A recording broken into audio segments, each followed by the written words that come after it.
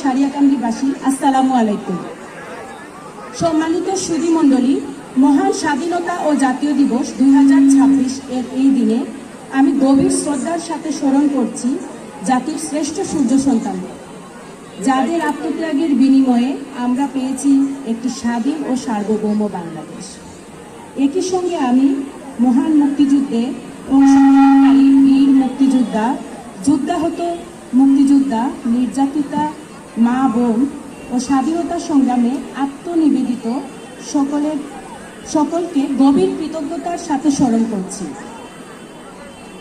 প্রিয় উপস্থিতি, 1971 সালের 25শে মার্চ কাল রাতে পাকিস্তানি হানাদার বাহিনী আতর্কিতভাবে নিরস্ত্র বাঙালির উপর আক্রমণ চালায়। দীর্ঘ 9 মাস সশস্ত্র মুক্তিযুদ্ধের মাধ্যমে অর্জিত হয় স্বাধীন সার্বভৌম বাংলাদেশ। মহান মুক্তিযুদ্ধের জাতীয় ইতিহাসের সাথে সারিয়াকান্দি উপজেলাবাসী মুক্তিযুদ্ধের ইতিহাসও অঙ্গাঙ্গিভাবে জড়িত।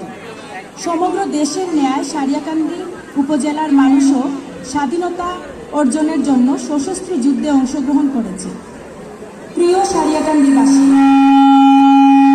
মহান স্বাধীনতা ও জাতীয় দিবস কেবল আনন্দের নয়, এটি আত্মসমালোচনা ও দায়িত্ববোধের দিন।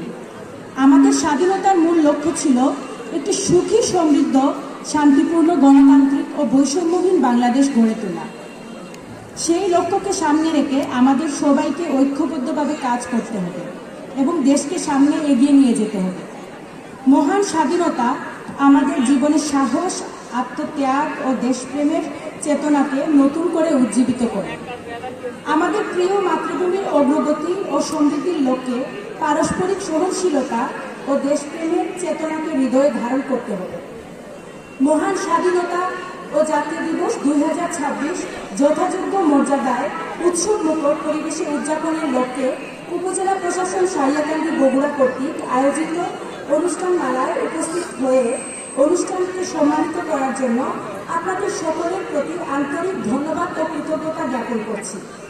আসুন আমরা সব ধরনের বিভেদ ও সংকীর্ণতাকে পরিহার করি, সমন্বিতভাবে দেশ গঠনের কাজে আত্মনিয়োগ করি।